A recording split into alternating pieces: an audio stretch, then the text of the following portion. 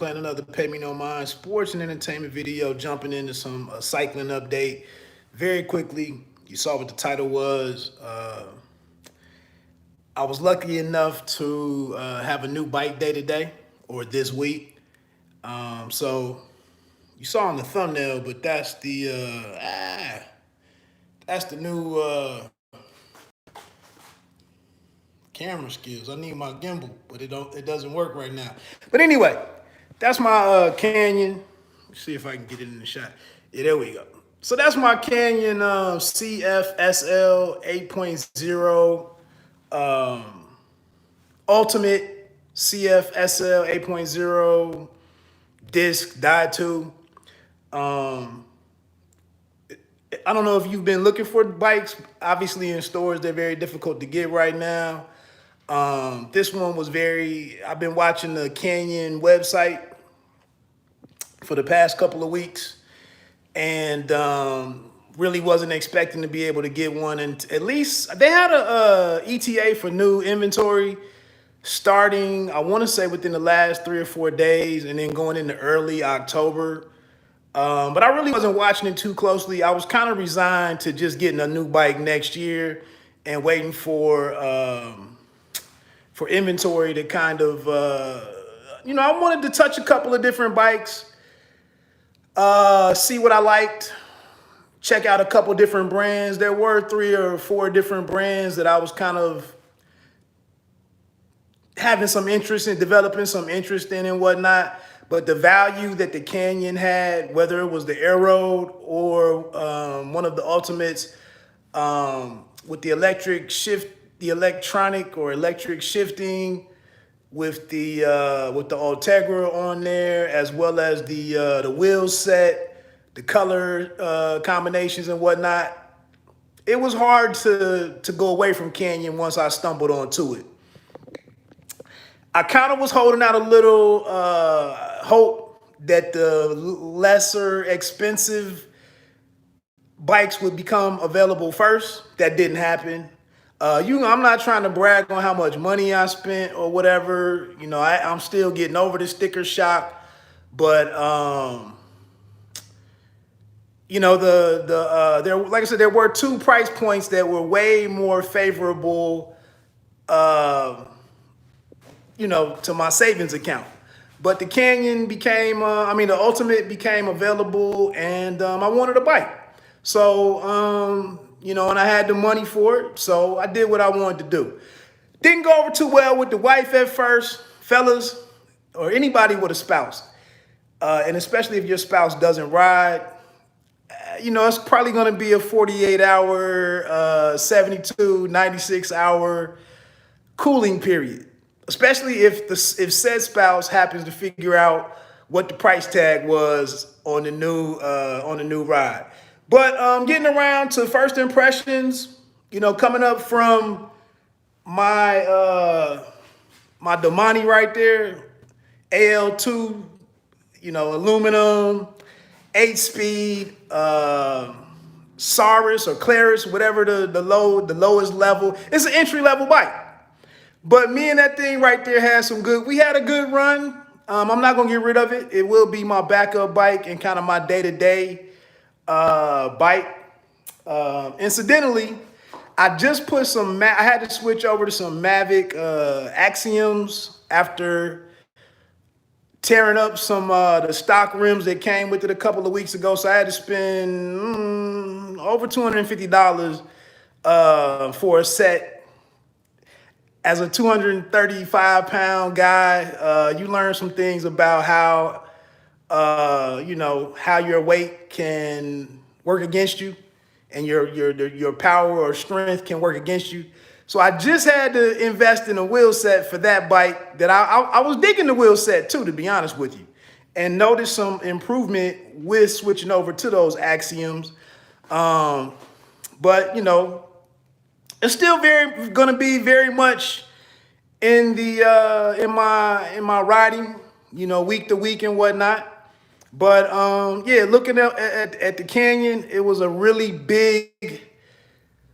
I was impressed. I can't say speed wise, The bike is extremely lighter. I mean, it might be 4.5, 5 pounds lighter. But the shifting, the braking, moving over from the Claris to Ultegra, I mean, it was like going from dial up to what is it, Wi-Fi or whatever. You know, it was like going from analog to CD or something. I mean, it was noticeable. Just responsive, very responsive. The ride is much smoother. I feel like I have much more control. The geometry, I think is what they call it, on this bike, had me in a much different riding position, way more aggressive. I guess, kind of race-like. I was like I was closer to the road and whatnot. I'm still getting used to that. But overall, except for the sticker shock, you get what you pay for. I spend a lot of time on a bike.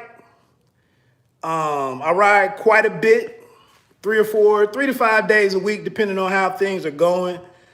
Sometimes I go out and ride alone. Sometimes I go climb some different hills. I do my Tuesday and Thursday night thing with the Major Taylor Cycling Club here in Dayton. Of course, the season is winding down, so, I don't know how many more organized or, B plus,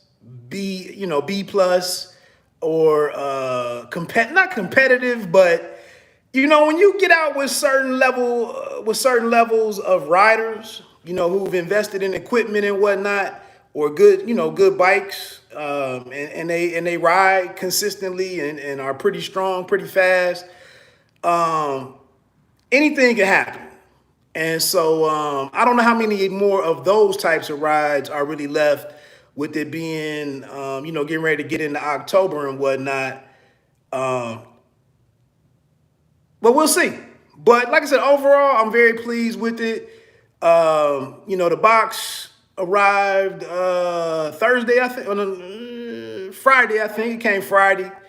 And it took me about, as a very horrible bike mechanic, zero mechanical skills whatsoever. I had the bike together in about an hour. The instructions from Canyon were very IKEA-like. Not many words, a lot of symbols, arrows, and, it's like 4 or 5 different steps pretty much to get the bike out on the road. And it took me about 45 minutes, maybe to an hour. For somebody that's been riding for a long time or just mechanically inclined, you can probably get to running in probably 25 minutes, 30 minutes. But again, you get what you pay for. Buy what you want to buy, especially if you're a full-time, employed, got a decent amount of savings, or you want to go the credit route. There's some financing options out there, I think, on Canyon.com. However you want to make it happen, you can make it happen. I kind of grew out of my Domani in some respects. I probably don't know how I grew out of it specifically, but I was tired. I don't know. Like I said, after making the upgrade to the Ultimate, I'm pleased with it. I wanted a Tag Heuer watch for a couple of years. Obviously, I had never pulled the trigger on buying one, but that was one item that I had out there. I'm starting to sweat in here, so I'm getting ready to end this. But I was looking at a Tag Heuer watch to have a nice timepiece on my wrist. I'm much more pleased putting the money on that bike and the number of hours and the number of miles that I put on a bike, that I've been putting in the last 16 to 18 months. I'm much more pleased with that purchase and expect to do a lot more in the next, year or two on it. So there's some different rides that I want to do, some different events that I want to attend. I love being able to go down to, or go over to Columbus as well as go down to Cincinnati. I met some people, some riders, some different riders in both of those cities that, I'm looking forward to those relationships growing. And then here locally, there's some different rides here in Dayton. I've mentioned this before on here. Ohio has one of the best ride or bike trail systems in the country, despite being one of the more obese states in the union. Ohio has some of the best, the best bike route or trail systems in the country. And so I can do whatever, it's all kind of options. And I'm looking forward to, getting out there and doing my thing. So other than that, I would just caution anybody,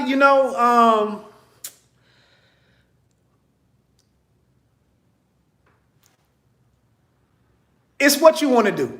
I can't tell you that, getting you a bike is going to take you from 15 miles per hour to 18 or 15 to 20. I can't promise you all of that.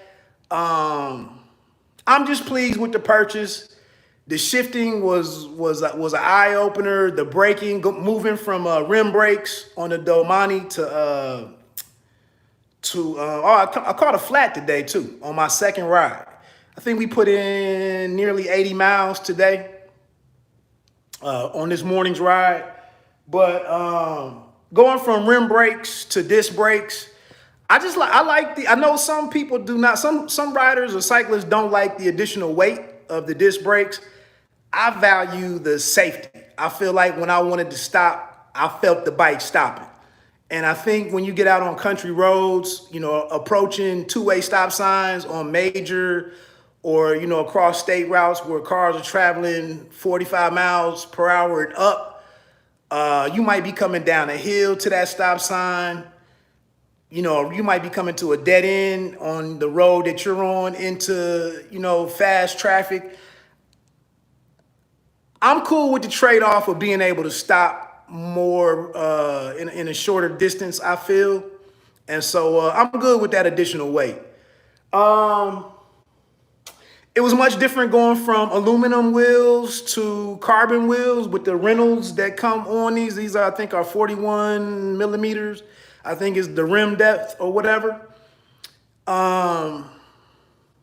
Another positive, I just think it's just a much better ride. It's a much better riding experience. The bike, while I am shifting over to a more aggressive riding position. I mean, we did 80 miles. We did take a break, but we did take a good 25 minute break. So I think we're going to shoot for a Century actually next Sunday, 100-mile ride down to Loveland from the Dayton area. So we'll see how it holds up. There's some concerns with moving from, my Domani, which is an endurance kind of riding position. And the Canyon is a little bit more race-like, I think. But I like I said, I like it. It's a plus. It's a net improvement, I think.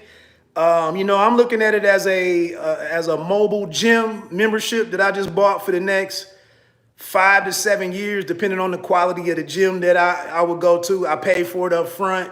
And, it's up to me to go out here and use the bike on a regular basis and get the most out of it and let it allow me to be the best version of me that it can be. So, like I said, the experience with Canyon was pretty cool. I think the bike looks awesome. I wanted something that was kind of me. And the stealth look was very appealing for me and a lot of stuff. By the way, her name is Celie.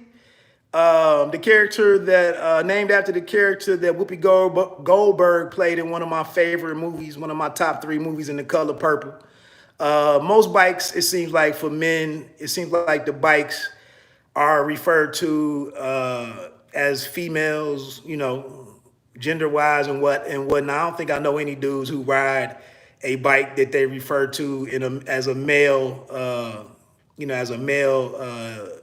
nickname or whatever. So me and Celie, like I said, we had a good first weekend together.